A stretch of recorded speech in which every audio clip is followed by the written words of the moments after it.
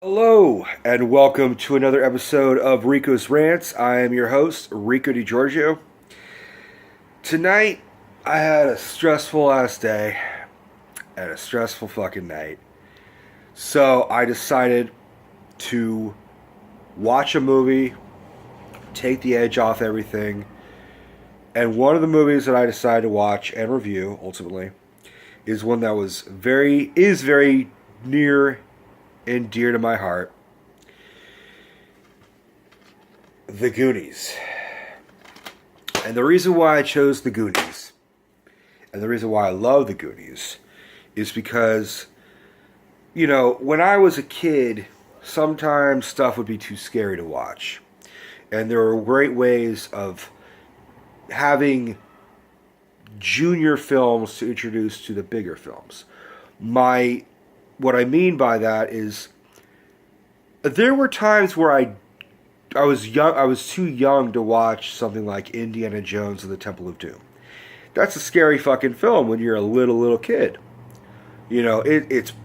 I mean, even Raiders of the Lost Ark is not as dark as Temple of Doom, but it certainly has a lot of darkness to it. There's faces melting and explosions in the face, and it's very theatrical and it's very enjoyable to see because it's a very action-oriented film. And Harrison Ford is fantastic as Indiana Jones. Sorry, I'm battling a cold, and I understand that smoking is hypocritical and stupid of me to do that, but what are you gonna do?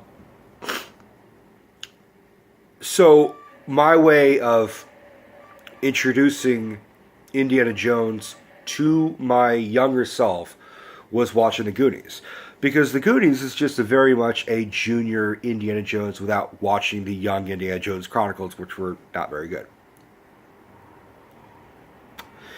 It still has elements of an Indiana Jones film. It's full of adventure, and not your typical adventure in the sense that,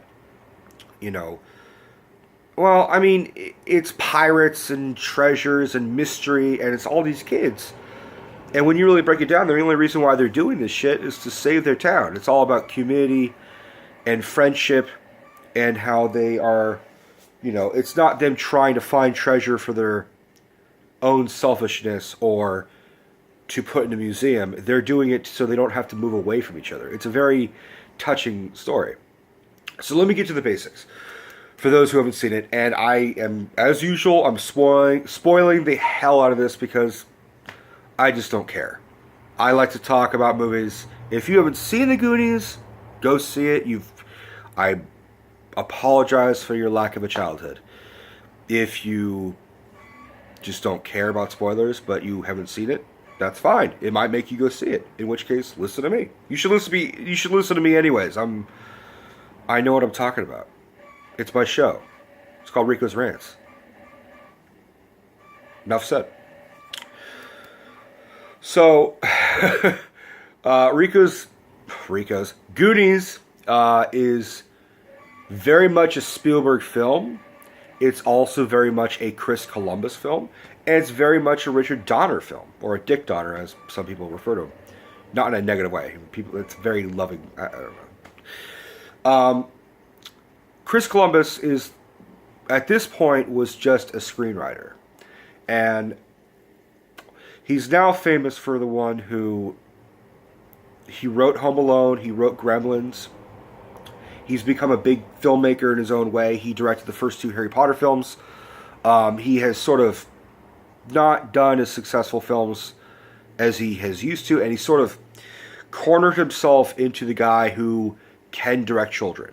He is known for being a good director of children. Like I think he directed Home Alone 2, but he certainly wrote the first one.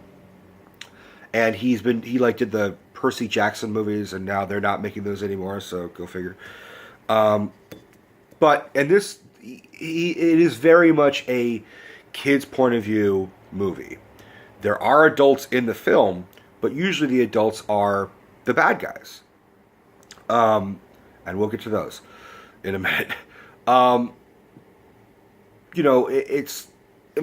can see the oldest one in here is Josh Brolin. That's Josh Brolin, by the way. This was like his first movie.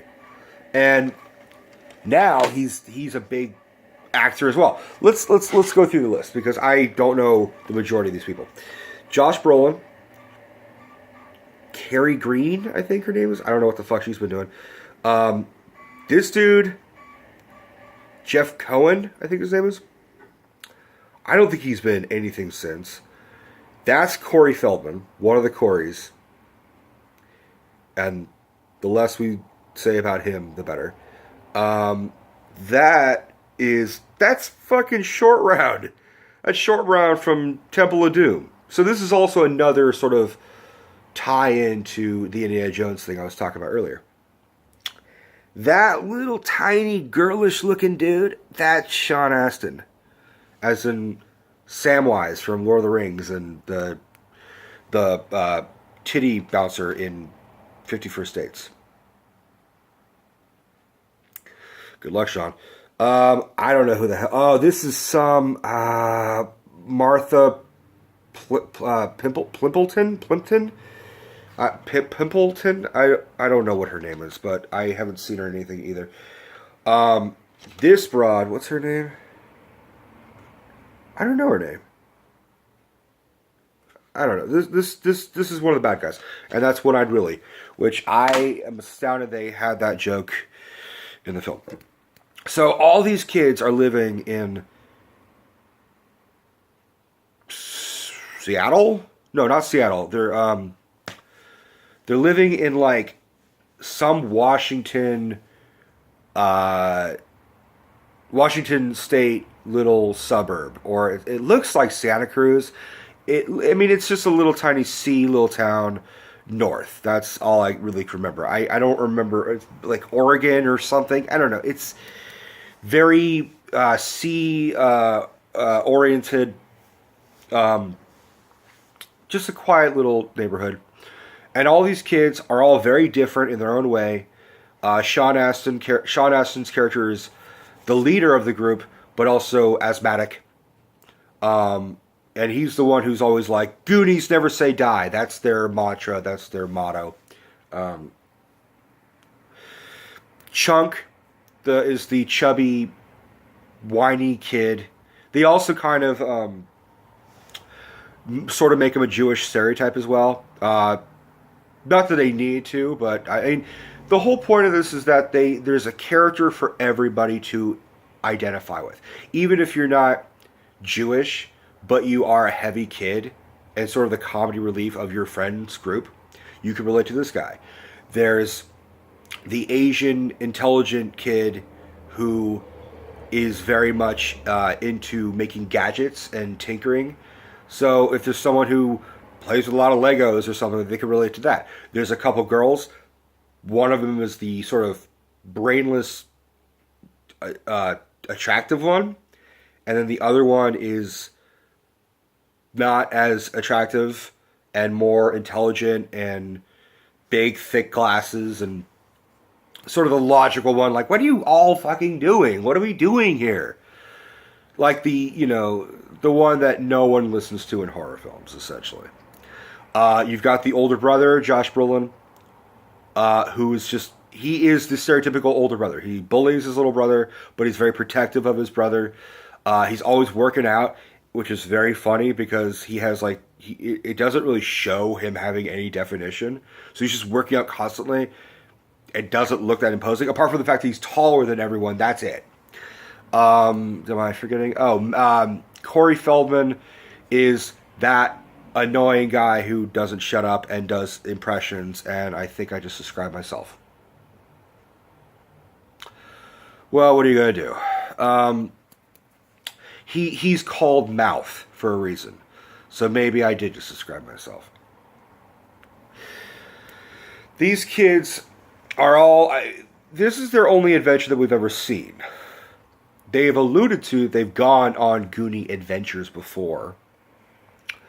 But this is the only time we ever see it. So assumingly, this is their first real adventure. Every other adventure has been, something very minuscule that their parents are kind of like, all right, have fun. You know, same equivalent of like, I'm going to dig a hole to China, that type of scenario. Except these kids, this is their last time together. They're all going to go to different schools. They're all going to have different neighborhoods and different friends, and it breaks their heart. And they don't actually give ages, but you would assume that their ages range from about 9, being the youngest, to on average about 12 or 13, with the oldest, Josh Brolin, probably being about 17, maybe. Even though he's probably 25 in real life in this film. He looked pretty old in this. So they go up to Sean Astin's and Josh Brolin's father's attic, rummaging around through shit, and they find clues, essentially, that leads them to a buried treasure that has never been found by a pirate named One-Eyed Willie. And I have to stop that again because One-Eyed Willie clearly is a pun on a dick. But nobody ever once says, why they name him One-Eyed Willie? Like, isn't that just a little on the, like, just really on the nose? Like, why? I mean, it's funny, but, like, you can see Chris Columbus is kind of like, I'm going to put this in here and see who stops me. And then no one stopped him. And he's just like, how the fuck did that get in there? Or it was totally unintentional and I have just truly a dirty mind. But come on. One-Eyed Willie? Really? All right. Sorry.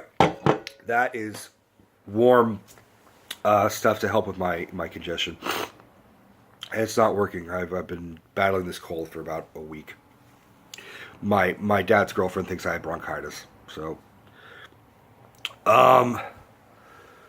they start doing the treasure hunt. They look at the clues. It leads them to a restaurant out like in the boonies, that is overlooking the sea. It's a seaside restaurant and ultimately home, but you'll find that out later. And it's owned by this Italian family. I mean, I'm trying to not say Italian crime family, alluding to the mafia, because they're not in the mafia. They just happen to be criminals who are Italian, who are in their own little gang. They're called the Fratellis. That's their family name. Fratellis is plural for brother. So it's brothers. Brothers is literally their family name. And it's 3 brothers. We'll talk about 2, and then we'll get to the last one. And then it's the mother. The mother is the Mama Corleone, the Mama Fratelli. And she is that little old woman on the cover of the DVD. And she is just this, raspy, hey, you do this, I do so what I say. Like, not Italian accent, but very angry and short. Not even really played by an Italian. The 2 brothers are played by Italian Americans. Joe Pantoliano, who you've seen in everything. He's the guy who, spoiler, betrays, spoiler, Neo and everyone, spoiler, in The Matrix. That movie's been out for like 20 years now, so I think it's fine for me to ruin. So he's in that. He's also in The Sopranos at one point. And he's that guy. You're like, oh, it's that dude. He's a bald Jersey type dude. The other brother is Robert Davi, who you would recognize him in Die Hard. He plays one of the FBI agents, one of the Johnsons, who dies in a helicopter when the helicopter explodes. Spoiler. Sorry. That's been out for 30 years. I'm allowed to ruin that one. And he was a Bond villain in one of the Timothy Dalton ones, I think. Live and Let Die. Something. He played like a Bond villain. I mean, fucking look this shit up, man. I can't do everything. I'm doing the best I can. I'm doing this on a cell phone. I had to make a weird light by, like, taking this really long lamp and aiming it over my head at a tilt. I'm hoping it doesn't fall. And this looks like crap. And no one watches this shit in the first place, so what am I doing? There's the rant in Rico's Rants, by the way. So this family, this fucked up family, has just broken out Robert Davi's character in the beginning of the film, which I glossed over because I don't really have a linear thing to this. They get him out of prison. They get him out of jail and flee from the cops. The opening credits are the police chase and passing by each one of the kids doing their own thing and sort of like missing the chase or being aware of the chase. The only one who's actually aware of the chase is Chunk, the fat kid. And he's also a voice of reason, but it's very a whiny, oh, come on, guys, I don't want to do this. And they're always immediately like, shut up, Chunk. Like, immediately don't listen to him. Which proves to be a downfall in the film. So they go to this restaurant, what happens to be owned by the Fratellis, and it's now their hideout. The kid, one of Sean Astin, I have to remember, Mikey, that's his name. Mikey sort of infiltrates it, calls his way in, says he needs to go to the bathroom, goes downstairs, walks off to a corridor where the bathroom clearly is not, and it's very dungeony and there's water dripping everywhere, and it looks gloomy as shit. Sorry, I'm just cleaning my glasses. And he walks into a room and he sees Robert Davi singing opera, because Robert Davi was an opera singer, or tried to be, but his voice wasn't strong enough. But he sounds pretty good in this. Is trying to sing opera to a other figure who's chained to the wall, but sitting in a chair with a TV in front of him. And he's trying to get him to like enjoy the singing, and this character just shoves him away. And so he leaves, and Mikey goes in, kind of looks, and there's a plate of food that's not near the character, the figure. And he pushes the food bowl closer, and the figure turns. We don't see what he looks like, but you see Mikey's reaction, and it's horror and fear and disgust, and he runs away screaming. The kids get out of there. Then the older brother, I'm glossing over a bunch of shit. The older brother joins them. The two girls join them. So now the whole Goonie group is now together. Three of them aren't even members. The two older girls don't give a fuck about these kids. And the older brother is just like, I don't want to keep following my brother around, but I have to watch him now. So three of them just sort of become unofficial members. So now it's a bigger group. And a lot of them try convincing Mikey, like, let's go home. Who cares? We don't need to look for treasure. I'm tired of your Goonie, your Goonie adventures. And he has this great long pep talk where he tells them, like, this is it. Like, we have to do something or we'll never see each other again. This is our last chance to save our town and to save our friendship. So they sort of give in. And they sneak back inside. And they find a dead body.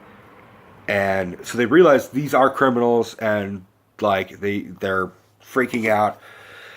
They go they go through the map, they find the map, and they go through the tunnel and everything. And so it's them going through this exploration now and going through these traps that One-Eyed Willie has set in case anybody comes by and tries to get his gold.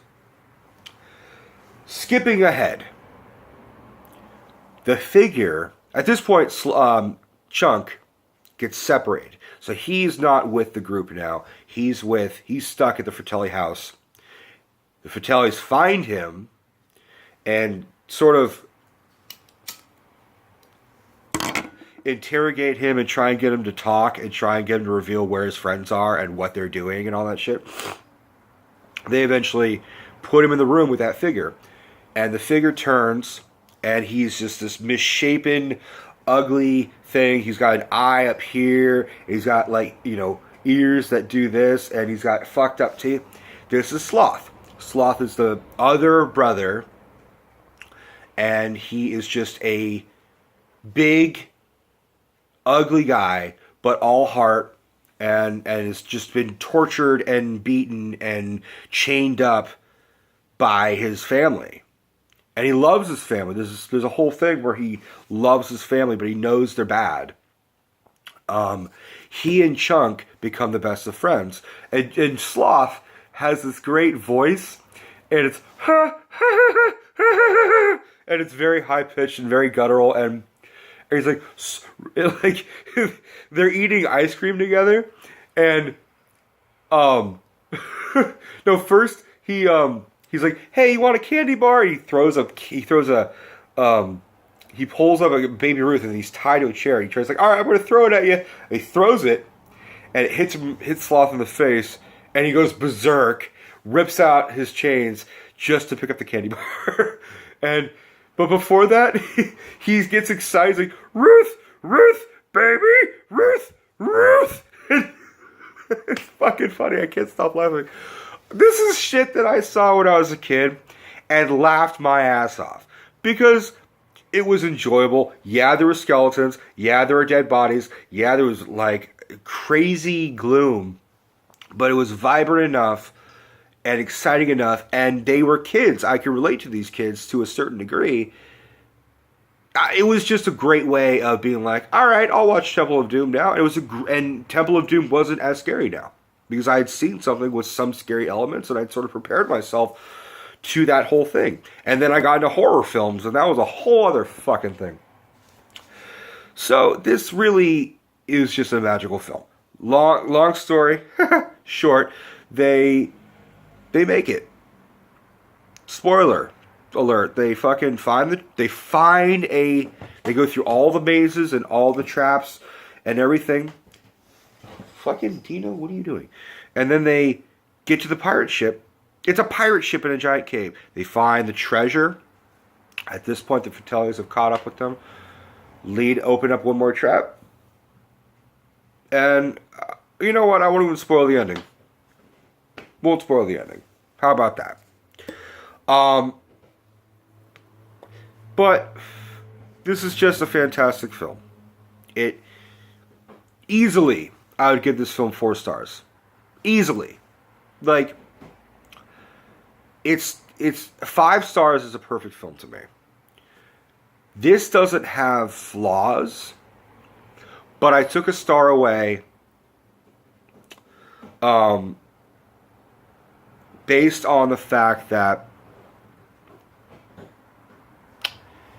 there are certain parts where you could tell they didn't think things through a little bit, like continuity-wise, stuff that stuck with me, stuff I won't ruin because it's not worth really ruining a good film talking about, but it's stuff that I've noticed where I'm like, you know, they could have tweaked that a little bit. But if you're a fan of Spielberg, this is really an unofficial Spielberg film. This is an unofficial Chris Columbus film. This is very much a Richard Donner film, the guy who did Superman and Superman 2. Just a fantastic film. I urge everyone who has never seen this to go out and see it. If you hadn't seen this, your childhood sucked, man. So easily 4 stars. Should there be a sequel? There's been talk about there being a sequel for years. No. Not the way Corey Feldman wants it.